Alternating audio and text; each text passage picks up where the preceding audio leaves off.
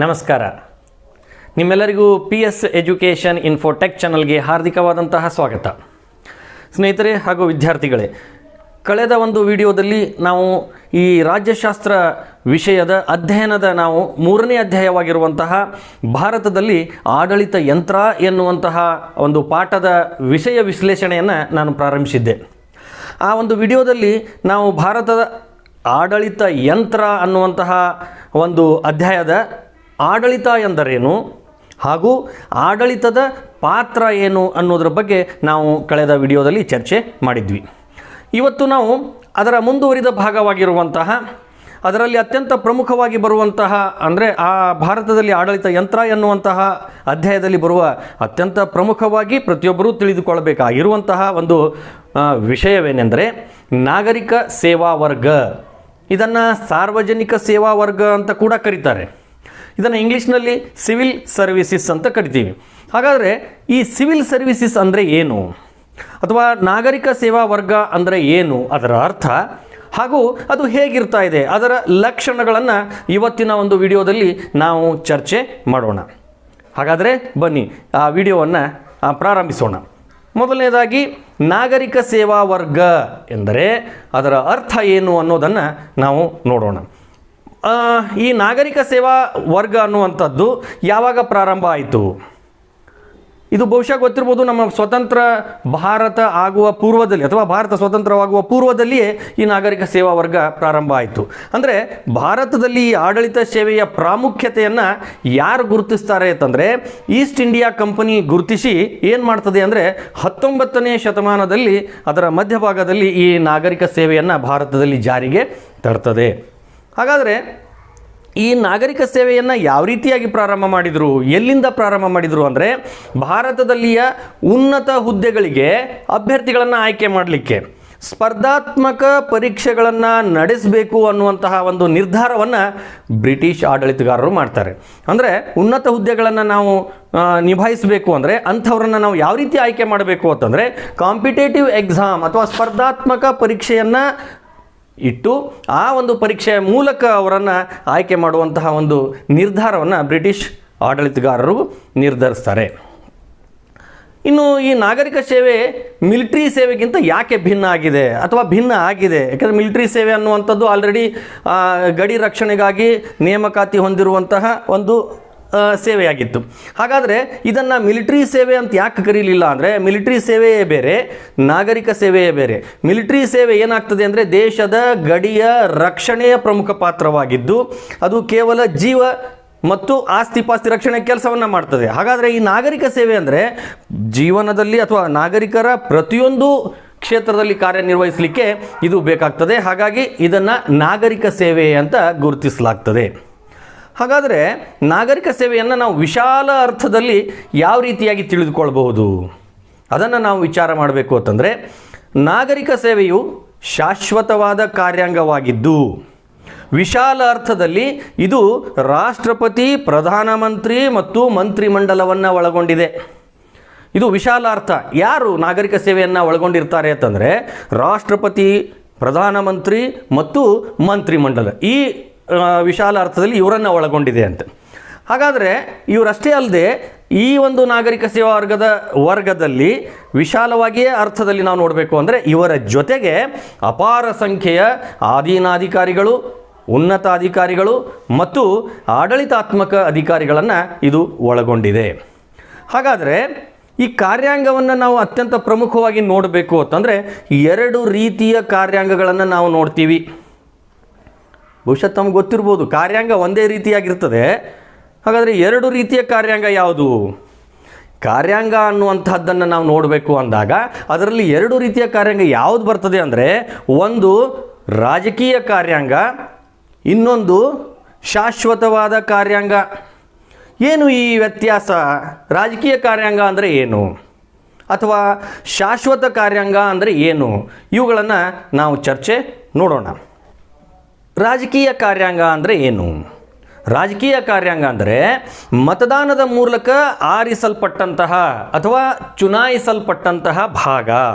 ಅಂದರೆ ಚುನಾವಣೆಯ ಮೂಲಕ ಮತದಾನ ಮಾಡಿ ಯಾರನ್ನು ಆಯ್ಕೆ ಮಾಡಲಾಗಿರ್ತಾ ಇದೆಯೋ ಅವರು ಆ ಕಾರ್ಯಾಂಗದಲ್ಲಿ ಕಾರ್ಯನಿರ್ವಹಿಸ್ತಾ ಇದ್ದರೆ, ಅದನ್ನು ಹೇಳ್ತೇನೆ ಯಾರು ಅನ್ನೋದನ್ನು, ಆ ಕಾರ್ಯಾಂಗಕ್ಕೆ ನಾವು ಏನಂತ ಕರಿತೀವಿ ಅಂತಂದರೆ ರಾಜಕೀಯ ಕಾರ್ಯಾಂಗ ಅಂತ ಕರಿತೀವಿ. ಹಾಗಾದರೆ ಯಾರು ರಾಜಕೀಯ ಕಾರ್ಯಾಂಗ ಆಗ್ತಾರೆ ಅಂದರೆ, ಭಾರತದ ರಾಷ್ಟ್ರಪತಿಯಿಂದ ಹಿಡಿದು ಗ್ರಾಮ ಪಂಚಾಯಿತಿಯ ಸದಸ್ಯನವರೆಗೆ ನಾವು ರಾಜಕೀಯ ಕಾರ್ಯಾಂಗ ಅಂತ ಕರಿಬೋದು. ತಮ್ಗೆ ಗೊತ್ತಿರ್ಬೋದು, ಚುನಾವಣೆಯ ಮೂಲಕ ಆಯ್ಕೆಯಾಗಿರುವಂಥದ್ದು, ಮತದಾನದ ಮೂಲಕ ಆಯ್ಕೆಯಾಗಿರುವಂಥದ್ದು, ಇವರನ್ನು ನಾವೇನಂತ ಕರಿತೀವಿ, ರಾಜಕೀಯ ಕಾರ್ಯಾಂಗ ಅಂತ ಕರಿತೀವಿ. ಹಾಗಾದರೆ ಶಾಶ್ವತ ಕಾರ್ಯಾಂಗ ಅಂದರೆ ಯಾವುದು? ಶಾಶ್ವತ ಕಾರ್ಯಾಂಗ ಅಂದರೆ ಇಲ್ಲಿ ಆಯ್ಕೆ ಮಾಡಿದ ಇಲಾಖಾವಾರು ಆಯ್ಕೆ ಮಾಡಿದ ಆಗ್ಬೋದು, ಅಥವಾ ನೇಮಕಾತಿ ಮಾಡಿದ, ಅಂದರೆ ಇಲಾಖೆಗಳಿಂದ ಆಯ್ಕೆಯನ್ನು ಮಾಡಿರುವಂಥದ್ದು, ಅಥವಾ ಒಂದು ಅದಕ್ಕೆ ಆದಂತಹ ಪ್ರತ್ಯೇಕವಾದ ಒಂದು ಆಯೋಗದ ಮೂಲಕವೂ ಕೂಡ ಆಯ್ಕೆ ಮಾಡಿರುವಂಥದ್ದಾಗಿರ್ಬೋದು. ಒಟ್ಟಿನಲ್ಲಿ ಇವರು ಆಯ್ಕೆ ಮಾಡಿದ ಅಥವಾ ನೇಮಕಾತಿ ಮಾಡಿದ ಒಂದು ಭಾಗ ಆಗಿರ್ತಾ ಇದೆ. ಇದನ್ನು ನಾವು ಏನಂತ ಕರಿತೀವಿ ಅಂದರೆ ಶಾಶ್ವತ ಕಾರ್ಯಾಂಗ ಅಂತ ಕರಿತೀವಿ. ಹಾಗಾದರೆ ಶಾಶ್ವತ ಕಾರ್ಯಾಂಗ ಯಾರನ್ನು ಒಳಗೊಂಡಿದೆ? ಇನ್ನು ಶಾಶ್ವತ ಕಾರ್ಯಾಂಗ ಯಾರನ್ನು ಒಳಗೊಂಡಿದೆ ಅಂದರೆ, ಸರ್ಕಾರದ ಕ್ಯಾಬಿನೆಟ್ ಕಾರ್ಯದರ್ಶಿಯಿಂದ ಹಿಡಿದು ಅತಿ ಕೆಳ ಹಂತದ ನೌಕರರನ್ನು ಒಳಗೊಂಡಿದೆ. ನಿಮ್ಗೆ ಗೊತ್ತಿರ್ಬೋದು, ಅತ್ಯಂತ ಉನ್ನತ ಹುದ್ದೆಯಲ್ಲಿ ಸಂಪುಟ ಕಾರ್ಯದರ್ಶಿ, ಮುಖ್ಯ ಕಾರ್ಯದರ್ಶಿಗಳು ಅಂತಿರ್ತಾರೆ, ಅವರೂ ಕೂಡ ಶಾಶ್ವತ ಕಾರ್ಯಾಂಗದ ಭಾಗ. ಇನ್ನು ಅತಿ ಕೆಳ ಹಂತದ ನೌಕರರು ಅಂದರೆ ಸರ್ಕಾರದಿಂದ ನೇಮಕಾತಿ ಹೊಂದಿರುವಂತಹ ಡಿ ದರ್ಜೆಯ ನೌಕರರು ಕೂಡ, ಅಂದರೆ ಈಗ ನಾವು ಜವಾನರು, ಪಿಯೂನ್ ಅಂತ ಕರಿತೀವಿ, ಆ ಡಿ ದರ್ಜೆಯ ನೌಕರರೂ ಕೂಡ ಶಾಶ್ವತ ಕಾರ್ಯಾಂಗದ ಭಾಗವಾಗಿರ್ತಾರೆ. ಇವರು ನೇಮಕಾತಿ ಹೊಂದಿದಂದಿನಿಂದ ನಿವೃತ್ತಿಯಾಗುವವರೆಗೆ ಕಾರ್ಯವನ್ನು ನಿರ್ವಹಿಸ್ತಾರೆ. ಆದ್ದರಿಂದ ಇದನ್ನು ನಾವು ಏನಂತ ಕರಿತೀವಿ ಅಂದರೆ ಶಾಶ್ವತ ಕಾರ್ಯಾಂಗ. ಬಟ್ ರಾಜಕೀಯ ಕಾರ್ಯಾಂಗ ಹೇಗಿರ್ತಾ ಇದೆ ಅಂದರೆ, ಅದು ಚುನಾವಣೆಯ ಮೂಲಕ ಆಯ್ಕೆಯಾಗಿರುವುದರಿಂದ, ಚುನಾವಣೆ ಗರಿಷ್ಠ 5 ವರ್ಷದ ಆಗಿರುವುದರಿಂದ 5 ವರ್ಷ ಮುಗಿದ ನಂತರ ಮತ್ತೆ ಅವರು ಚುನಾವಣೆಯಲ್ಲಿ ಆಯ್ಕೆಯಾಗಿ ಬರಬೇಕು. ಆಯ್ಕೆಯಾಗಿ ಬಂದರೆ ಅವರು ಮತ್ತೆ ರಾಜಕೀಯ ಕಾರ್ಯಾಂಗದ ಭಾಗ ಆಗಬಹುದು. ಆದರೆ ಈ ಶಾಶ್ವತ ಕಾರ್ಯಾಂಗದ ಭಾಗವಾಗಿರುವಂತಹ ನೇಮಕಾತಿ ಹೊಂದಿದಂತಹ ಸಿಬ್ಬಂದಿಗಳು, ಇವರು ತಾವು ನೇಮಕಾತಿ ಹೊಂದಿದಂದಿನಿಂದ ನಿವೃತ್ತಿಯಾಗುವವರೆಗೆ ಅಧಿಕಾರದಲ್ಲಿರ್ತಾರೆ. ಹಾಗಾಗಿ ಇವರನ್ನು ಶಾಶ್ವತ ಕಾರ್ಯಾಂಗ ಅಂತ ಕರೆಯಲಾಗ್ತದೆ. ಇನ್ನು ನಾಗರಿಕ ಸೇವೆಯು ರಾಜಕೀಯ ಕಾರ್ಯಾಂಗದ ಅಧೀನದಲ್ಲಿದ್ದು ಅದರ ಆದೇಶಗಳನ್ನು ಪಡೆದು ಅದರ ನಿಯಂತ್ರಣದಲ್ಲಿ ಕರ್ತವ್ಯ ನಿರ್ವಹಿಸುತ್ತದೆ. ಇದು ಅತ್ಯಂತ ಪ್ರಮುಖವಾಗಿರುವಂಥದ್ದು. ಈ ಸಿವಿಲ್ ಸರ್ವಿಸ್ ಅನ್ನುವಂಥದ್ದು ಅಥವಾ ಸಾರ್ವಜನಿಕ ಸೇವಾ ವರ್ಗ ಅನ್ನುವಂಥದ್ದು ಯಾರ ಅಧೀನದಲ್ಲಿ ಕಾರ್ಯನಿರ್ವಹಿಸ್ತದೆ ಅಂದರೆ ರಾಜಕೀಯ ಕಾರ್ಯಾಂಗದ ಅಧೀನದಲ್ಲಿ ಕಾರ್ಯನಿರ್ವಹಿಸ್ತದೆ. ನಿಮ್ಗೆ ಗೊತ್ತಿರ್ಬೋದು, ಇವತ್ತು ಆದೇಶ ನೀಡುವಂತಹ, ನಿರ್ಣಯಗಳನ್ನು ಕೈಗೊಳ್ಳುವಂತಹ ಸರ್ಕಾರ ಅಂತ ಕರೆಯುವಂಥವರೆಲ್ಲರೂ ಕೂಡ ರಾಜಕೀಯ ಕಾರ್ಯಾಂಗದ ಭಾಗ ಆಗಿರ್ತಾರೆ. ಪ್ರಧಾನಮಂತ್ರಿ, ಮಂತ್ರಿಗಳು, ಇಲಾಖೆಗೆ ಸಂಬಂಧಪಟ್ಟಂತಹ ಮಂತ್ರಿಗಳು, ಇವರೆಲ್ಲರೂ ಕೂಡ ರಾಜಕೀಯ ಕಾರ್ಯಾಂಗದ ಭಾಗ. ಇವರ ನೇತೃತ್ವದಲ್ಲಿ, ಇವರ ಅಧೀನದಲ್ಲಿ ಉಳಿದ ನಮ್ಮ ಕಾರ್ಯದರ್ಶಿಯಿಂದ ಹಿಡಿದು ಉಳಿದ ಎಲ್ಲ ಸಿಬ್ಬಂದಿಯು ಕೆಲಸ ನಿರ್ವಹಿಸಬೇಕಾಗ್ತದೆ. ಅವರು ಸೂಚಿಸಿದ, ಅವರು ಬಿಡುಗಡೆ ಮಾಡಿರುವಂತಹ ಅಥವಾ ಆದೇಶ ಮಾಡಿರುವಂಥದ್ದನ್ನು ಇವರು ಪಾಲಿಸಬೇಕಾಗ್ತದೆ. ಇನ್ನು ಪ್ರತಿಯೊಬ್ಬ ಸಚಿವರೂ ಕೂಡ ಇಲಾಖೆಯ ಉಸ್ತುವಾರಿಯನ್ನು ಹೊಂದಿರುತ್ತಾರೆ. ನಿಮ್ಗೆ ಗೊತ್ತಿರ್ಬೋದು, ಈ ಭಾರತದಲ್ಲಿ ಆಗಿರ್ಬೋದು ಅಥವಾ ರಾಜ್ಯಗಳಲ್ಲಿ ಆಗಿರ್ಬೋದು ಇಲಾಖೆಗಳು ಇರ್ತಾ ಇವೆಲ್ಲ. ಆ ಇಲಾಖೆಗಳಿಗೆ, ಪ್ರತಿಯೊಂದು ಇಲಾಖೆಗೂ ಒಬ್ಬೊಬ್ಬ ಸಚಿವರ ನೇತೃತ್ವ ಇರ್ತಾ ಇದೆ. ಅವರ ಉಸ್ತುವಾರಿಯಲ್ಲಿ ಆ ಇಲಾಖೆ ಕಾರ್ಯ ನಿರ್ವಹಿಸ್ತಾ ಇರ್ತದೆ. ಇನ್ನು ಆ ಇಲಾಖೆಯ ಕಾರ್ಯನಿರ್ವಹಿಸುವಲ್ಲಿ ಅಪಾರ ಸಂಖ್ಯೆಯ ನಾಗರಿಕ ಸೇವಾ ಸಿಬ್ಬಂದಿ ಏನು ಮಾಡಬೇಕಾಗ್ತದೆ? ಅವರಿಗೆ ಸಹಾಯ ಮಾಡಬೇಕಾಗ್ತದೆ, ಮಾಡ್ತಾರೆ.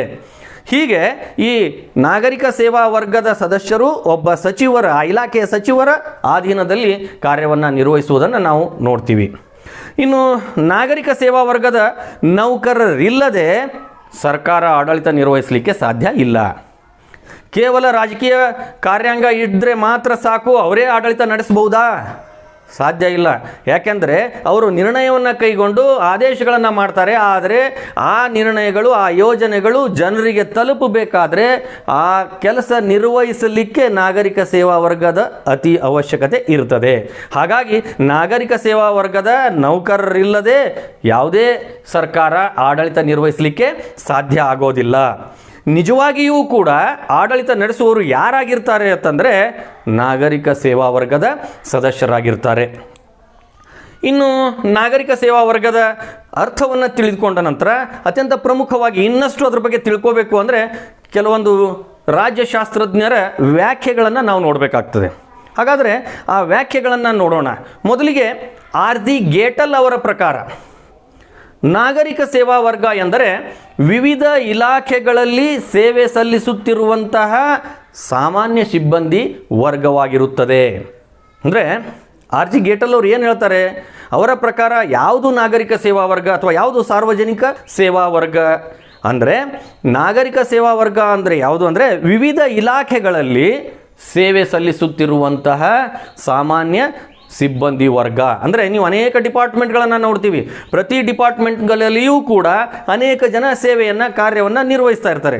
ಅವರೆಲ್ಲರೂ ಯಾರಾಗಿರ್ತಾರೆ ಅಂತಂದರೆ ನಾಗರಿಕ ಸೇವಾ ವರ್ಗದ ಸದಸ್ಯರಾಗಿರ್ತಾರೆ. ಅವರನ್ನೇ ನಾವು ನಾಗರಿಕ ಸೇವಾ ವರ್ಗ ಅಂತ ಕರಿತೀವಿ ಅಂತ ಗೇಟಲ್ ಅವರು ಹೇಳ್ತಾರೆ.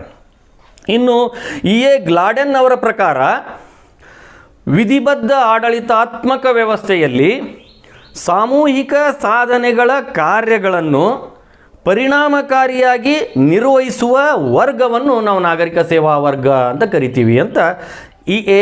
ಗ್ಲಾಡನ್ ಅವರು ಹೇಳ್ತಾರೆ. ಅಂದರೆ ವಿಧಿಬದ್ಧ ಆಡಳಿತಾತ್ಮಕ ವ್ಯವಸ್ಥೆಯಲ್ಲಿ, ಈ ವಿಧಿಬದ್ಧ ಅನ್ನುವಂತಹ ಶಬ್ದ ನೀವು ಗಮನಿಸಬೇಕು. ವಿಧಿಬದ್ಧ ಅಂದರೆ ಕಾನೂನುಬದ್ಧ, ಅಂದರೆ ಕಾನೂನಿನ ಅಡಿಯಲ್ಲಿ, ಸಂವಿಧಾನದ ಅಡಿಯಲ್ಲಿ ಕಾರ್ಯನಿರ್ವಹಿಸುವಂತಹ ಒಂದು ಸಿಬ್ಬಂದಿ, ಅದಕ್ಕೆ ವಿಧಿಬದ್ಧ ಆಡಳಿತಾತ್ಮಕ ವ್ಯವಸ್ಥೆ ಅಂತ ಕರಿತೀವಿ. ಈ ಒಂದು ವ್ಯವಸ್ಥೆಯಲ್ಲಿ ಸಾಮೂಹಿಕ ಸಾಧನೆಗಳ, ಅಂದರೆ ಎಲ್ಲರೂ ಸೇರಿ ಯಾವುದೇ ಒಬ್ಬ ವ್ಯಕ್ತಿಯಿಂದ ಯಾವುದೇ ಆಡಳಿತ ನಿರ್ವಹಿಸಲಿಕ್ಕೆ ಸಾಧ್ಯ ಇಲ್ಲ ಅನ್ನೋದನ್ನು ನಾವು ಚರ್ಚೆ ಮಾಡಿದ್ವಿ.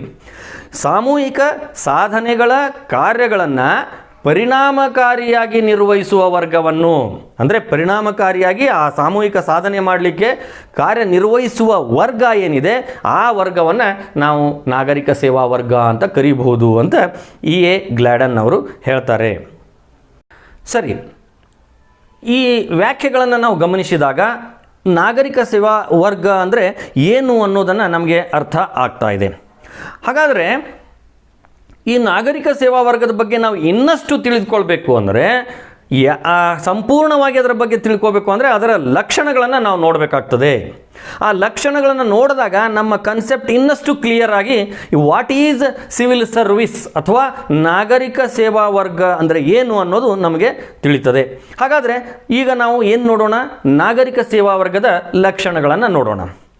ಮೊದಲನೆಯದಾಗಿ, ಇದು ಇಂಪಾರ್ಟೆಂಟ್ ಆಗಿರ್ತದೆ. ಕೆಲವೊಂದು ಸಾರಿ 10 ಅಂಕದ ಪ್ರಶ್ನೆಗಳಿಗೂ ಕೇಳ್ಬೋದು, ಕೆಲವೊಂದು ಸಾರಿ 5 ಅಂಕದ ಪ್ರಶ್ನೆಗಳಿಗೂ ಕೇಳ್ಬೋದು.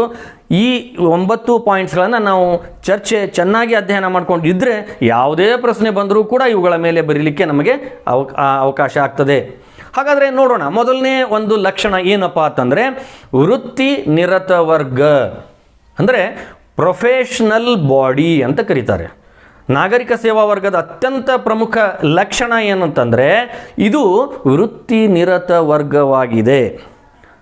ಏನಿದು ವೃತ್ತಿ ನಿರತ ವರ್ಗ ಅಂದರೆ, ನಾಗರಿಕ ಸೇವೆಯು ಕೌಶಲ್ಯತೆಯುಳ್ಳ, ಖಾಯಂ ಆದ ಮತ್ತು ಸಂಭಾವನೆ ಪಡೆಯುವ ಅಧಿಕಾರಿಗಳ ವೃತ್ತಿ ನಿರತ ಸಮೂಹದಿಂದ ಕೂಡಿದೆ.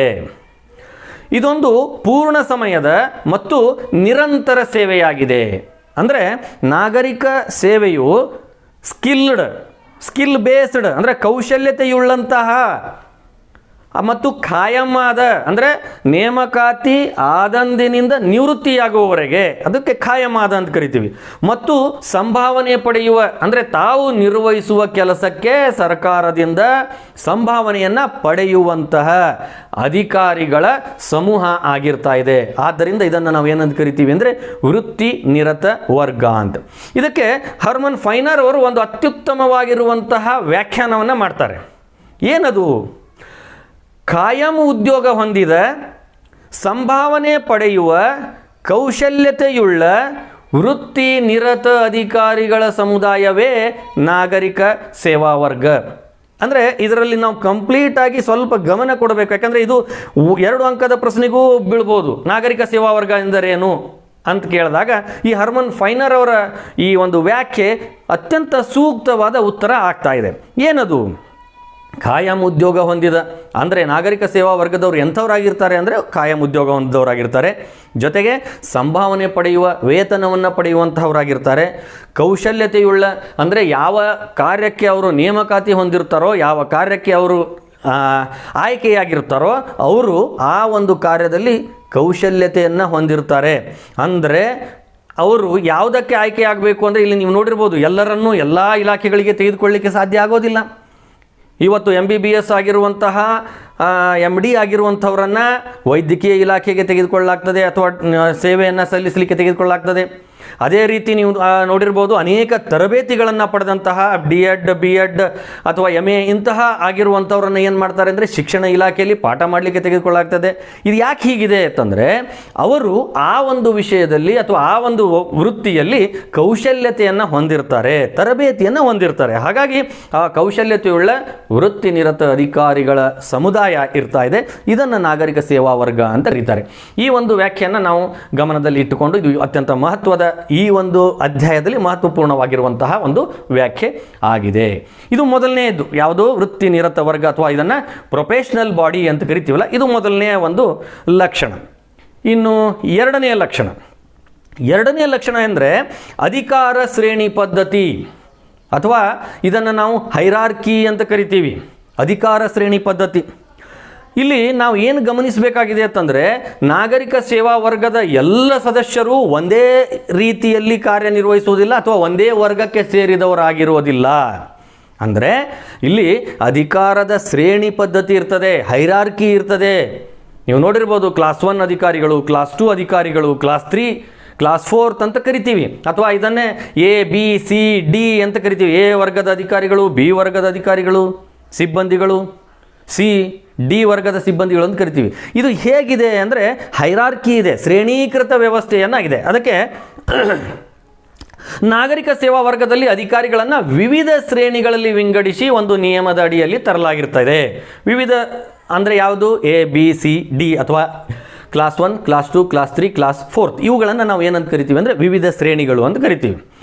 ಯಾಕೆ ಈ ತರಹದ ಶ್ರೇಣಿಗಳನ್ನು ಮಾಡಲಾಗಿರ್ತದೆ ಅಂದರೆ, ಪ್ರತಿಯೊಬ್ಬ ನಾಗರಿಕ ಸಿಬ್ಬಂದಿಯು ಅವನ ನಂತರದ ಉನ್ನತ ಅಧಿಕಾರಿಯ ಆದೇಶಗಳನ್ನು ಪಾಲಿಸಬೇಕಾಗ್ತದೆ.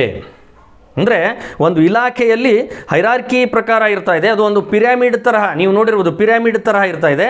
ಮೇಲೆ ಇರುವಂತಹ ಅಧಿಕಾರಿ ಆದೇಶಗಳನ್ನು ಮಾಡ್ತಾನೆ, ಆ ಆದೇಶಗಳನ್ನು ಕೆಳಗಿನ ಅಧಿಕಾರಿಗಳು, ಕೆಳಗಿನ ಒಂದು ಸಿಬ್ಬಂದಿಗಳು ಏನು ಮಾಡಬೇಕಾಗ್ತದೆ ಅಂದರೆ ಪಾಲಿಸಬೇಕಾಗ್ತದೆ. ಹೀಗೆ ಮೇಲಾಧಿಕಾರಿಗಳ ಅಥವಾ ಉನ್ನತಾಧಿಕಾರಿಗಳ ಆದೇಶಗಳನ್ನು ಪಾಲಿಸಬೇಕಾಗ್ತದೆ. ಮೇಲಾಧಿಕಾರಿಯು ಕೆಳಗಿನ ಅಧಿಕಾರಿಯ ಅಧಿಕಾರದ ನಿರ್ವಹಣೆಯನ್ನು ಗಮನಿಸುತ್ತಾನೆ. ಅಂದರೆ ಅವರು ವಾಚ್ ಮಾಡ್ತಾರೆ, ಸೂಪರ್ವಿಷನ್ ಮಾಡ್ತಾರೆ, ಮೇಲ್ವಿಚಾರಣೆಯನ್ನು ಮಾಡ್ತಾರೆ. ಅದಷ್ಟೇ ಅಲ್ಲದೆ ಮೇಲ್ಸ್ತರದಿಂದ ಬರುವಂತಹ ಆಡಳಿತ ಸ್ಥಿರತೆಗೆ ಸಹಾಯ ಆಗ್ತದೆ. ಅಂದರೆ ಮೇಲಿನಿಂದ ಆದೇಶ ಬಂದು ಅವುಗಳನ್ನು ಕೆಳಗಿನವರು ಪಾಲನೆ ಮಾಡೋದು, ಅವರು ಪಾಲನೆ ಮಾಡ್ತಾರೋ ಇಲ್ಲೋದನ್ನು ಮೇಲುಸ್ತುವಾರಿ ಮೇಲ್ವಿಚಾರಣೆ ಮಾಡುವುದರಿಂದ ಆಡಳಿತದಲ್ಲಿ ಏನಾಗ್ತದೆ ಅಂದರೆ ಸ್ಥಿರತೆಯನ್ನು ನಾವು ನೋಡಬಹುದು. ಹೀಗೆ ಈ ಎರಡನೇ ನಾಗರಿಕ ಸೇವಾ ವರ್ಗದ ಎರಡನೆಯ ಲಕ್ಷಣ ಏನಂದರೆ ಅಧಿಕಾರ ಶ್ರೇಣಿ ಪದ್ಧತಿ ಅಥವಾ ಇದನ್ನು ನಾವು ಹೈರಾರ್ಕಿ ಅಂತ ಕರಿತೀವಿ. ಇನ್ನು ಶ್ರೇಣೀಕೃತ ವ್ಯವಸ್ಥೆ ಅಂತ ಕೂಡ ಕರಿತೀವಿ. ಇನ್ನು ಮೂರನೆಯದಾಗಿ ರಾಜಕೀಯ ತಾಟಸ್ಥ್ಯ, ಪೊಲಿಟಿಕಲ್ ನ್ಯೂಟ್ರ್ಯಾಲಿಟಿ. ಇದು ನಾಗರಿಕ ಸೇವಾ ವರ್ಗದ ಅತ್ಯಂತ ಪ್ರಮುಖವಾಗಿರುವ ಲಕ್ಷಣ. ರಾಜಕೀಯ ತಾಟಸ್ಥ್ಯ ಅಥವಾ ಪೊಲಿಟಿಕಲ್ ನ್ಯೂಟ್ರ್ಯಾಲಿಟಿ ಏನು ಹಾಗಂದರೆ, ಪ್ರತಿಯೊಬ್ಬ ವ್ಯಕ್ತಿಗೂ ಕೂಡ ರಾಜಕೀಯದಲ್ಲಿ ತನ್ನದೇ ಆದಂತಹ ವಿಚಾರಗಳನ್ನು ಇಟ್ಟುಕೊಳ್ಳುವಂಥ ಅವಕಾಶ ಇದೆ. ಹಾಗಾದರೆ ಸರ್ಕಾರಿ ನೌಕರರು ಅಥವಾ ನಾಗರಿಕ ಸೇವಾ ವರ್ಗದವರೂ ಕೂಡ ರಾಜಕೀಯದಲ್ಲಿ ಯಾವ ರೀತಿಯಾಗಿ ಅವರು ತಮ್ಮ ಅಭಿಪ್ರಾಯವನ್ನು ವ್ಯಕ್ತಪಡಿಸಲಿಕ್ಕೆ ಅವಕಾಶ ಇದೆ ಅನ್ನುವಂಥ ಪ್ರಶ್ನೆಯನ್ನು ನಾವು ಕೇಳಿದಾಗ ಅಥವಾ ನಮ್ಮ ಮುಂದೆ ಬಂದಾಗ ಇಲ್ಲಿ ನಮಗೇನು ಗೊತ್ತಾಗ್ತದೆ ಅಂತಂದರೆ, ನಾಗರಿಕ ಸೇವಾ ವರ್ಗದ ಸದಸ್ಯರು ರಾಜಕೀಯವಾಗಿ ತಟಸ್ಥರಾಗಿರಬೇಕಾಗ್ತದೆ ಅಥವಾ ತಾಟಸ್ಥ್ಯವನ್ನು ಹೊಂದಿರಬೇಕಾಗ್ತದೆ. ಇದು ಅತ್ಯಂತ ಪ್ರಮುಖವಾದ ಲಕ್ಷಣ ಆಗಿದೆ. ಯಾಕೆ ರಾಜಕೀಯ ತಾಟಸ್ಥ್ಯ? ಯಾಕೆಂದರೆ ರಾಜಕೀಯ ಕಾರ್ಯಾಂಗ ಮೇಲಿಂದ ಮೇಲೆ ಬದಲಾವಣೆ ಹೊಂದಬಹುದು. ಅನೇಕ ಪಕ್ಷಗಳು, ಪ್ರಜಾಪ್ರಭುತ್ವದಲ್ಲಿ ಅನೇಕ ಪಕ್ಷಗಳಿವೆ. ಕೆಲವೊಂದು ಸಾರಿ ಒಂದು ಪಕ್ಷದ ಆಡಳಿತ ನಡೀತಾ ಇದ್ದರೆ ಇನ್ನೊಂದು ಸಾರಿ ಇನ್ನೊಂದು ಪಕ್ಷದ ಆಡಳಿತ ನಡೆಸ್ತಾ ಇರ್ತದೆ. ಆ ಸಂದರ್ಭದಲ್ಲಿ ಆ ಅಧಿಕಾರಿಗಳು ಕಾರ್ಯನಿರ್ವಹಿಸಬೇಕಾಗ್ತದೆ.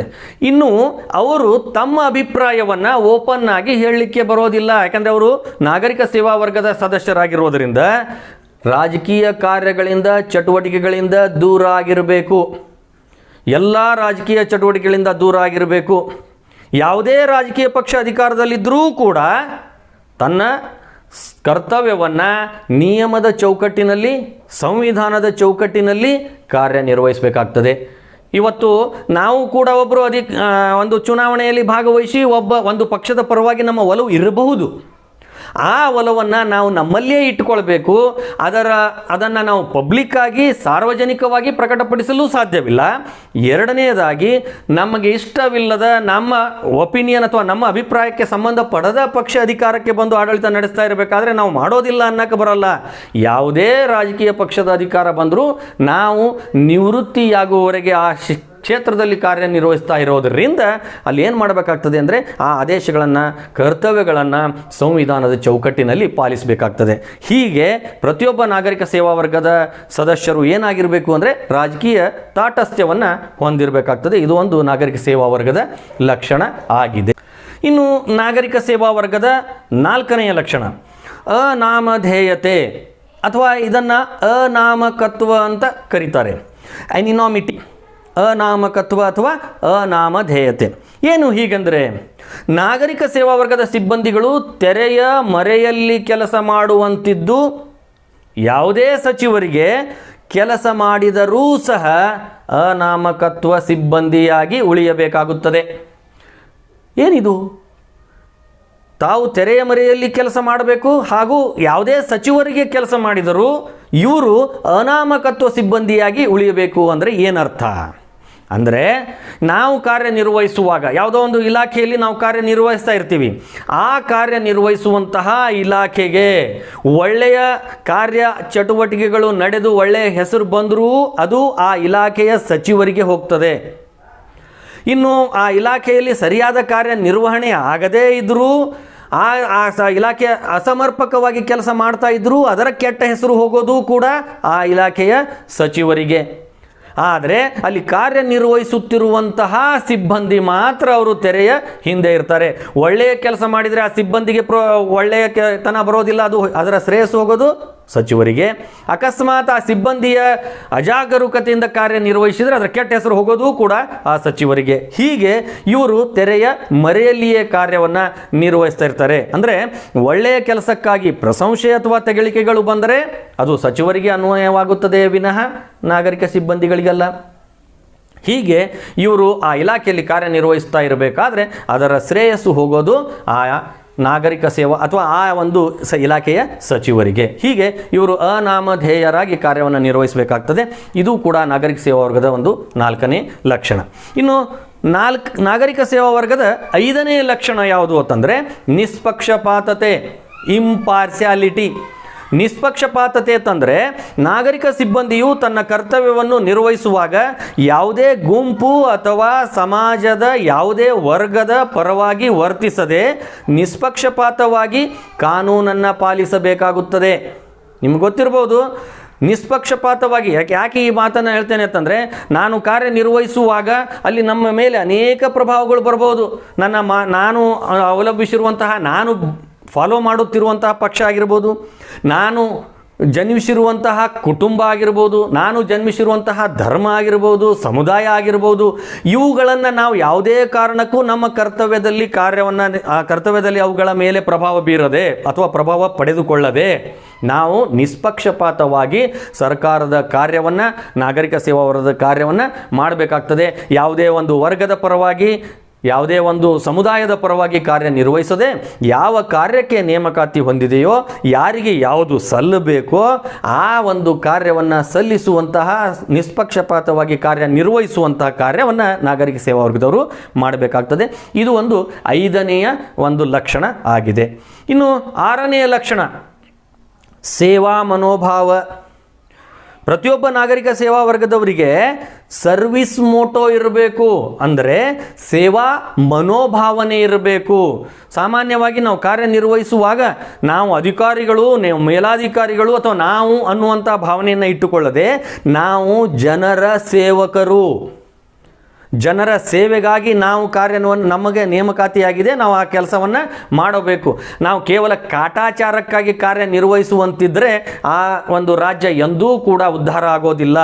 ಅಲ್ಲಿ ಏನಾಗಬೇಕು ಅಂದರೆ, ಕಾರ್ಯನಿರ್ವಹಿಸುತ್ತಿರುವಂತಹ ಸಿಬ್ಬಂದಿ ತಾವು ನಿರ್ವಹಿಸುವ ಕೆಲಸದಲ್ಲಿ ಅತ್ಯಂತ ಪ್ರಮುಖವಾಗಿ ಸೇವಾ ಮನೋಭಾವನೆ ಇಟ್ಟುಕೊಂಡು ಕಾರ್ಯವನ್ನು ನಿರ್ವಹಿಸಬೇಕು. ಕೇವಲ ವೇತನಕ್ಕಾಗಿಯೇ ನಾವು ಕಾರ್ಯನಿರ್ವಹಿಸ್ತಾ ಇದ್ದರೆ ಆ ಇಲಾಖೆ ಆಗಿರ್ಬೋದು ಅಥವಾ ರಾಜ್ಯ ಆಗಿರ್ಬೋದು ಪ್ರಗತಿ ಹೊಂದಲಿಕ್ಕೆ ಸಾಧ್ಯ ಆಗೋದಿಲ್ಲ. ನಾವು ಅತ್ಯಂತ ಪ್ರಮುಖವಾಗಿ ಅಂದರೆ ಕಾರ್ಯನಿರ್ವಹಿಸುವಂತಹ ನಾಗರಿಕ ಸೇವಾ ವರ್ಗದ ಸಿಬ್ಬಂದಿ ಸೇವಾ ಮನೋಭಾವನೆಯನ್ನು ಇಟ್ಟುಕೊಳ್ಬೇಕು. ಅವರು ಸಮಾಜದ ಕಲ್ಯಾಣಕ್ಕಾಗಿ ಕರ್ತವ್ಯ ನಿರ್ವಹಿಸಬೇಕಾಗುತ್ತದೆ. ಸಾರ್ವಜನಿಕರಿಗಾಗಿ ಸೇವೆ ಮಾಡುವ ಮನಸ್ಸು ಮತ್ತು ಹಂಬಲವನ್ನು ಹೊಂದಿರುವುದು ಇದರ ಪ್ರಮುಖ ಲಕ್ಷಣ ಆಗಿದೆ. ನಿಮಗೆ ಗೊತ್ತಿರ್ಬೋದು, ಪ್ರಥಮ ಬಾರಿಗೆ ನಮ್ಮ ಪ್ರಧಾನಿಯಾಗಿರುವಂತಹ ನರೇಂದ್ರ ಮೋದಿಜಿಯವರು ಪ್ರಧಾನಮಂತ್ರಿಯಾಗಿ ಪ್ರಮಾಣ ವಚನವನ್ನು ಸ್ವೀಕಾರ ಮಾಡುವಾಗ, ನಂತರ ಪ್ರಥಮ ಬಾರಿಗೆ ಅವರು ಜನರನ್ನು ಉದ್ದೇಶಿಸಿ ಮಾತನಾಡುವಾಗ ಒಂದು ಮಾತು ಹೇಳಿದರು, ನಾನು ಪ್ರಧಾನಮಂತ್ರಿ ಅಲ್ಲಿಲ್ಲ, ನಾನು ಪ್ರಧಾನ ಸೇವಕ ಅಂದರು. ಅಂದರೆ ಜನರ ಸೇವೆ ಮಾಡುವಂತಹದ್ದು, ನಾನು ಪ್ರಧಾನವಾಗಿ ಜನರ ಸೇವೆ ಮಾಡುವವನು ಅನ್ನುವಂಥದ್ದನ್ನು ಅವರು ಪ್ರಧಾನಿಯಾಗಿ ಹೇಳಿಕೊಟ್ರು. ಇಂಥ ಸಂದರ್ಭದಲ್ಲಿ ನಾವು ಸಾಮಾನ್ಯ ನಾಗರಿಕ ಸೇವಾ ವರ್ಗದ ಸದಸ್ಯರಾಗಿದ್ದುಕೊಂಡು ನಾವು ಕೂಡ ಏನು ಮಾಡಬೇಕು ಅಂತಂದರೆ ಸೇವಾ ಮನೋಭಾವನೆಯನ್ನು ನಮ್ಮ ಸರ್ವಿಸ್ ಮೋಟೋ ಆಗಿ ಇಟ್ಟುಕೊಳ್ಬೇಕಾಗಿರುವಂಥದ್ದು ಅತ್ಯಂತ ಪ್ರಮುಖ. ಇದು ಒಂದು ನಾಗರಿಕ ಸೇವಾ ವರ್ಗದ ಲಕ್ಷಣ ಆಗಿದೆ. ಇನ್ನು 7ನೇದಾಗಿ ಖಾಯಂ ಅಥವಾ ಶಾಶ್ವತ ಅಂತ ಕರಿತೀವಿ, ಪರ್ಮನೆಂಟ್ ಬಾಡಿ. ಈ ನಾಗರಿಕ ಸೇವಾ ವರ್ಗ ಏನಾಗಿರ್ತದೆ ಅಂದರೆ ಇದು ಖಾಯಂ ಸೇವೆಯನ್ನು ಹೊಂದಿರ್ತದೆ ಅಥವಾ ಪರ್ಮನೆಂಟ್ ಆಗಿರ್ತದೆ. ಪರ್ಮನೆಂಟ್ ಅಂದ ತಕ್ಷಣ ನೇಮಕಾತಿ ಹೊಂದಿದ್ರಿಂದ ಸಾಯುವವರೆಗೆ ಅಂತಲ್ಲ, ಅಲ್ಲಿ ಒಂದು ನಿರ್ದಿಷ್ಟವಾದಂತಹ ವಯಸ್ಸನ್ನು ನಿಗದಿಪಡಿಸಲಾಗಿದೆ. ಯಾವುದಕ್ಕೆ? ಸೇವೆಯನ್ನು ನಿರ್ವಹಿಸಿ ನಿವೃತ್ತಿ ಆಗಲಿಕ್ಕೆ. ಹಾಗಾದರೆ ನಿವೃತ್ತಿಯ ವಯಸ್ಸನ್ನು ತಲುಪುವವರೆಗೆ, ನೇಮಕಾತಿಯಾದಂದಿನಿಂದ ನಿವೃತ್ತಿಯ ವಯಸ್ಸನ್ನು ತಲುಪುವವರೆಗೆ ಇವರು ಅಧಿಕಾರದಲ್ಲಿ ಇರುವುದರಿಂದ ಇವರನ್ನು ನಾವೇನಂತೀವಿ ಅಂದರೆ ಕಾಯಂ ಸೇವಾ ವರ್ಗ ಅಥವಾ ಶಾಶ್ವತ ಸೇವಾ ವರ್ಗ ಅಂತ ಕರಿತೀವಿ. ಇದು ಒಂದು ನಾಗರಿಕ ಸೇವಾ ವರ್ಗದ ಲಕ್ಷಣ. ಇವರು ನೇಮಕವಾದಂದಿನಿಂದ ನಿವೃತ್ತಿ ಹೊಂದುವ ವಯೋಮಾನದವರೆಗೂ ಕೂಡ ತನ್ನ ಕರ್ತವ್ಯವನ್ನು ನಿರ್ವಹಿಸುತ್ತಾರೆ. ನಿಮ್ಗೆ ಗೊತ್ತಿರ್ಬೋದು, ಕೇಂದ್ರ ಸರ್ಕಾರ ಮತ್ತು ಈ ಕರ್ನಾಟಕ ರಾಜ್ಯ ಸರ್ಕಾರಗಳಲ್ಲಿ ಈಗ ನಿವೃತ್ತಿಯ ವಯಸ್ಸನ್ನು ಎಷ್ಟು ಮಾಡಲಾಗಿದೆ, ಎಷ್ಟಿದೆ ಅಂತಂದರೆ 60 ವರ್ಷ ವಯಸ್ಸಾಗುವವರೆಗೆ ಅವರು ಸರ್ಕಾರದ ನಾಗರಿಕ ಸೇವಾ ವರ್ಗದ ಸದಸ್ಯರಾಗಿ ಕಾರ್ಯವನ್ನು ನಿರ್ವಹಿಸಲಿಕ್ಕೆ ಆಗ್ತದೆ. 8ನೇದಾಗಿ ಕಾನೂನು ಮಿತಿ, ಜುರಿಡಿಷನ್ ಆಫ್ ಲಾ. ನಿಮಗೆ ಗೊತ್ತಿರ್ಬೋದು, ನಾಗರಿಕ ಸೇವಾ ವರ್ಗದ ಸದಸ್ಯರು ತಾವು ಕಾರ್ಯನಿರ್ವಹಿಸುವಾಗ ಯಾವುದರ ಮಿತಿಯಲ್ಲಿ ಕಾರ್ಯನಿರ್ವಹಿಸಬೇಕು ಅಂತಂದರೆ ಕಾನೂನಿನ ಚೌಕಟ್ಟಿನಲ್ಲಿ, ಸಂವಿಧಾನದ ಚೌಕಟ್ಟು ಅಂತ ನಾವು ಕರಿತೀವಿ. ಕಾನೂನಿನ ಚೌಕಟ್ಟಿನಲ್ಲಿ, ಸಂವಿಧಾನದ ಚೌಕಟ್ಟಿನಲ್ಲಿ ನಾವು ಕಾರ್ಯವನ್ನು ನಿರ್ವಹಿಸಬೇಕು. ಪ್ರತಿಯೊಬ್ಬ ನಾಗರಿಕ ನಿರ್ದಿಷ್ಟ ಕಾನೂನಿನ ಮಿತಿಯಲ್ಲಿ ಕಾರ್ಯನಿರ್ವಹಿಸಬೇಕಾಗುತ್ತದೆ. ಅಕಸ್ಮಾತ್ ನಾವೇನಾದರೂ ಆ ಕಾನೂನನ್ನು ಉಲ್ಲಂಘಿಸಿದ ಸಿಬ್ಬಂದಿಯ ವಿರುದ್ಧ ಶಿಸ್ತು ಕ್ರಮ ತೆಗೆದುಕೊಳ್ಳಲಾಗುತ್ತದೆ. ಅಂದರೆ ಒಂದು ಇಲಾಖೆಗೆ ನಿಗದಿಪಡಿಸಿರುವ ಕೆಲವೊಂದು ನಿಯಮಾವಳಿಗಳಿರ್ತಾ ಇವೆ. ಆ ನಿಯಮಾವಳಿಗೆ ತಕ್ಕಂತೆ ಆ ನಿಯಮಾವಳಿಗಳ ಅಡಿಯಲ್ಲಿ ಆ ಕಾನೂನಿನ ಮಿತಿಯಲ್ಲಿ ನಾವು ಕಾರ್ಯವನ್ನು ನಿರ್ವಹಿಸಬೇಕು. ನನ್ನ ಯಾವ ಕಾರ್ಯಕ್ಕೆ ನಾನು ನೇಮಕಾತಿ ಹೊಂದಿದ್ದೇನೋ ಅದೇ ನನ್ನ ಕಾರ್ಯಕ್ಷೇತ್ರ. ಆ ಕ್ಷೇತ್ರವನ್ನು ಹೊರತುಪಡಿಸಿ, ತನ್ನ ಮಿತಿಯನ್ನು ಹೊರತುಪಡಿಸಿ ಕಾರ್ಯವನ್ನು ನಿರ್ವಹಿಸಿದರೆ ಅವನು ಏನಾಗ್ತದೆ ಅಂತಂದರೆ ಶಿಸ್ತು ಕ್ರಮಕ್ಕೆ ಗುರಿಯಾಗಬೇಕಾಗ್ತದೆ. ಯಾಕೆಂದರೆ ಪ್ರತಿಯೊಬ್ಬ ನಾಗರಿಕ ಸೇವಾ ವರ್ಗದವರು ಯಾವುದರ ಮಿತಿಗೆ ಒಳಪಟ್ಟಿರ್ತಾರೆ? ಕಾನೂನಿನ ಮಿತಿಗೆ ಒಳಪಟ್ಟಿರ್ತಾರೆ. ಹೀಗೆ ಈ ಕಾನೂನಿನ ಮಿತಿ ಅನ್ನೋದು ಕೂಡ ನಾಗರಿಕ ಸೇವಾ ವರ್ಗದ 8ನೆಯ ಲಕ್ಷಣ ಆಗಿದೆ. ಇನ್ನು 9ನೆಯ ಹಾಗೂ ಕೊನೆಯ ಲಕ್ಷಣ ಯಾವುದು ಅಂತಂದರೆ ವಿಶೇಷ ತರಬೇತಿ, ಸ್ಪೆಷಲ್ ಟ್ರೈನಿಂಗ್ ಅಂತ ಕರಿತೀವಿ ನಾವು. ನಾಗರಿಕ ಸೇವಾ ವರ್ಗದ ಲಕ್ಷಣಗಳಲ್ಲಿ ಅತ್ಯಂತ ಪ್ರಮುಖವಾಗಿ ನಾವು ನೋಡಬೇಕಾಗಿರುವಂತಹ ಲಕ್ಷಣ ಏನಪ್ಪ ಅಂತಂದರೆ ವಿಶೇಷವಾದ ತರಬೇತಿ. ಏನಿದು ವಿಶೇಷವಾದ ತರಬೇತಿ? ನಿಮಗೆ ಗೊತ್ತಿರ್ಬೋದು, ಪ್ರತಿಯೊಂದು ಇಲಾಖೆಯೂ ಕೂಡ ನೇಮಕಾತಿ ಮಾಡಿರುವಂಥ ಸಂದರ್ಭದಲ್ಲಿ ಮಾಡುವ ಪೂರ್ವದಲ್ಲಿಯೂ ಕೂಡ ಅವರು ತರಬೇತಿ ಹೊಂದಿದವರಾಗಿದ್ದರೆ ತರಬೇತಿ ಹೊಂದಿರುವವರನ್ನು, ಇಲ್ಲದೇ ಇದ್ದರೆ ನೇಮಕಾತಿ ಹೊಂದಿದ ನಂತರ ಅವರಿಗೆ ತರಬೇತಿಯನ್ನು ನೀಡುವಂಥ ಕೆಲಸ ಮಾಡ್ತಾರೆ. ಅದು ಸ್ಪೆಷಲ್ ಟ್ರೈನಿಂಗ್. ಅದು IAS ಅಧಿಕಾರಿಗಳಿಗೆ, IPS ಅಧಿಕಾರಿಗಳಿಗೂ ಇರ್ತದೆ. ಸಾಮಾನ್ಯವಾದ ಉಳಿದ ಸಿಬ್ಬಂದಿಗಳಿಗೂ ಕೂಡ ವೃತ್ತಿ ನಿರತ ತರಬೇತಿಗಳನ್ನು ನೀಡ್ತಾ ಇರ್ತಾರೆ. ಇದಕ್ಕೆ ನಾವೇನು ಕರಿತೀವಿ ಅಂದರೆ ಟ್ರೈನಿಂಗ್ ಅಂತ ಕರಿತೀವಿ. ಯಾಕೆಂದರೆ ಇವತ್ತು ಯಾವುದೇ ಕಾಲದಲ್ಲಿ ಬದಲಾವಣೆಗಳಾಗ್ತಾ ಇರ್ತವೆ. ತಂತ್ರಜ್ಞಾನದ ಬದಲಾವಣೆ ಆಗಿರ್ಬೋದು, ಸಾಮಾಜಿಕ ಬದಲಾವಣೆಗಳಾಗಿರ್ಬೋದು, ಅಥವಾ ನೀತಿಗಳ ಬದಲಾವಣೆ ಆಗಿರಬಹುದು. ಈ ಎಲ್ಲ ಬದಲಾವಣೆಗಳು ಆ ಸಿಬ್ಬಂದಿಗೆ ಅರಿವಾಗಬೇಕು ಅಂದರೆ ಅವರಿಗೆ ಏನು ಬೇಕಾಗ್ತದೆ ಅಂದರೆ ತರಬೇತಿ ಅತಿ ಅವಶ್ಯಕ. ಹೀಗೆ ವಿಶೇಷ ತರಬೇತಿಗಳನ್ನು ನೀಡಲಾಗುವಂಥದ್ದು ಒಂದು ನಾಗರಿಕ ಸೇವಾ ವರ್ಗದ ಒಂದು ಲಕ್ಷಣ ಆಗಿದೆ.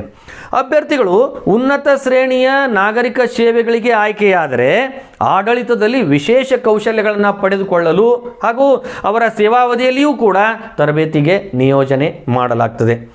ನಿಮಗೆ ಗೊತ್ತಿರ್ಬೋದು, ಹೊಸದಾಗಿ ಆಯ್ಕೆಯಾಗಿರುವಂಥ, ಯಾಕಂದರೆ IAS ಅಧಿಕಾರಿಗಳು ಕೇವಲ ಸ್ಪರ್ಧಾತ್ಮಕ ಪರೀಕ್ಷೆಗಳಲ್ಲಿ ಕಾರ್ಯನಿರ್ವಹಿಸುತ್ತಾರೆ, ಬೇರೆ ಬೇರೆ ಪದವಿಗಳನ್ನು ಪಡೆದುಕೊಂಡವರಾಗಿರ್ತಾರೆ.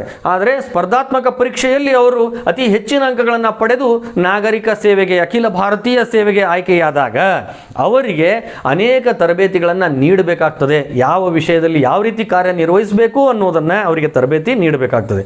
ಹಾಗಾಗಿ ಹೊಸದಾಗಿ ಆಯ್ಕೆಯಾಗಿರುವಂತಹ IAS ಅಧಿಕಾರಿಗಳಿಗೆ ತರಬೇತಿ ನೀಡಲು ಮಸ್ಸೂರಿಯಲ್ಲಿ ಲಾಲ್ ಬಹದ್ದೂರ್ ಶಾಸ್ತ್ರಿ ಅಕಾಡೆಮಿಯನ್ನು ಸ್ಥಾಪನೆಯಾಗಿದೆ. ಅಂದರೆ IAS ಅಧಿಕಾರಿಗಳು ನಾಗರಿಕ ಸೇವಾ ವರ್ಗದಿಂದ, ಯೂನಿಯನ್ ಪಬ್ಲಿಕ್ ಸರ್ವಿಸ್ ಕಮಿಷನಿಂದ ಆಯ್ಕೆಯಾದ ತಕ್ಷಣ ಅವರಿಗೆ ಮೊದಲು ತರಬೇತಿಗೆ ನಿಯೋಜಿಸಲಾಗ್ತದೆ. ಸುಮಾರು 6 ತಿಂಗಳು, ವರ್ಷ ಅವರಿಗೆ ತರಬೇತಿಯನ್ನು ನೀಡಿ ಆ ತರಬೇತಿಯ ನಂತರ ಅವರಿಗೆ ನಾಗರಿಕ ಸೇವೆಗೆ ಅವರಿಗೆ ನೇಮಕ ಮಾಡಲಾಗ್ತದೆ. ಇನ್ನು ಹೊಸದಾಗಿ ಆಯ್ಕೆಯಾಗಿರುವಂತಹ IPS ಅಧಿಕಾರಿಗಳಿಗೆ ತರಬೇತಿ ನೀಡಲಿಕ್ಕೆ ಸರ್ದಾರ್ ವಲ್ಲಭಭಾಯಿ ಪಟೇಲ್ ಪೊಲೀಸ್ ಅಕಾಡೆಮಿ ಅನ್ನುವಂತಹ ಒಂದು ಅಕಾಡೆಮಿ ಹೈದರಾಬಾದ್ನಲ್ಲಿ ಸ್ಥಾಪನೆಯಾಗಿದೆ. ಅಂದರೆ ನಿಮಗಿಲ್ಲಿ ಏನು ಗೊತ್ತಾಗ್ತದೆ, IAS ಅಧಿಕಾರಿಗಳಿಗಾದರೂ ಕೂಡ ಮೊದಲಿಗೆ ಅವರು ತರಬೇತಿಯನ್ನು, ವಿಶೇಷವಾಗಿ ತರಬೇತಿಗಳನ್ನು ನೀಡಲಾಗ್ತದೆ. IPS ಅಧಿಕಾರಿಗಳಾದರೂ ಅವರಿಗೆ ವಿಶೇಷವಾದ ತರಬೇತಿಯನ್ನು ನೀಡಲಿಕ್ಕೆ ನಮ್ಮಲ್ಲಿ ಈ ಸ್ಥಾಪನೆಯಾಗಿರುವಂತಹ ಅಕಾಡೆಮಿಗಳನ್ನು ನಾವು ನೋಡ್ತೀವಿ. ಇವು 1-2 ಅಂಕದ ಪ್ರಶ್ನೆಗಳಿಗೆ ಕೇಳಲಾಗ್ತಿರ್ತದೆ. ಇವಿಷ್ಟು ಅತ್ಯಂತ ಪ್ರಮುಖವಾಗಿರುವಂತಹ ನಾಗರಿಕ ಸೇವಾ ವರ್ಗದ ಲಕ್ಷಣಗಳು. ಈ ಅಂಶಗಳನ್ನು ನಾವು ಪರ್ಫೆಕ್ಟಾಗಿ ತಿಳ್ಕೊಂಡ್ರೆ 5 ಮತ್ತು 10 ಅಂಕದ ಪ್ರಶ್ನೆಗಳಿಗೆ ನಾವು ಸಾಲಿಡ್ ಆಗಿ ತಯಾರಾಗ್ತೀವಿ. ಯಾವುದೇ ಕೇಳಿದ್ರು 1-2 ಅಂಕದ ಪ್ರಶ್ನೆಗಳು ಒಳಗಡೆ ಬರ್ತಿರ್ತವೆ, ಎಲ್ಲವೂ ಕೂಡ ನಾವು ಸಿದ್ಧತೆ ಆಗಲಿಕ್ಕೆ ಸಾಧ್ಯ ಆಗ್ತದೆ. ಇನ್ನು ಮುಂದಿನ ಒಂದು ವಿಡಿಯೋದಲ್ಲಿ ಅದರ ಮುಂದಿನ ಭಾಗವಾಗಿರುವಂತಹ ಅಖಿಲ ಭಾರತೀಯ ಸೇವೆಗಳು, ಕೇಂದ್ರೀಯ ಸೇವೆಗಳು ಮತ್ತು ರಾಜ್ಯ ಸೇವೆಗಳು ಅಂತ ಬರ್ತದೆ. ಆ ವಿಚಾರಗಳನ್ನು ನಾವು ಗಮನ ಹರಿಸೋಣ. ವಿದ್ಯಾರ್ಥಿಗಳೇ ಹಾಗೂ ಸ್ನೇಹಿತರೆ, ನಿಮಗೆ ಈ ವಿಡಿಯೋ ಇಷ್ಟ ಆದಲ್ಲಿ ದಯವಿಟ್ಟು ಲೈಕ್ ಬಟನನ್ನು ಒತ್ತಿ ಹಾಗೂ ಈ ಚಾನಲನ್ನು ಸಬ್ಸ್ಕ್ರೈಬ್ ಮಾಡಿಕೊಳ್ಳಿ. ಏಕೆಂದರೆ ನಾವು ಮುಂದೆ ಮಾಡುವ ಪ್ರತಿಯೊಂದು ವಿಡಿಯೋ ನಿಮಗೆ ತಲುಪಲಿಕ್ಕೆ ಅದು ಅತಿ ಅವಶ್ಯಕವಾಗಿರುತ್ತದೆ. ಜೊತೆಗೆ ನೀವು ಮಾಡಿರುವ ಲೈಕ್ ನಮಗೆ ಇನ್ನಷ್ಟು ಪ್ರೋತ್ಸಾಹ ನೀಡಿದಂತಾಗಿ ನಾವು ಉತ್ತಮವಾದ ವಿಡಿಯೋ ನಿಮ್ಮ ಮುಂದೆ ಪ್ರಸ್ತುತಪಡಿಸಲಿಕ್ಕೆ ಸಾಧ್ಯ ಆಗ್ತದೆ. ಧನ್ಯವಾದಗಳು.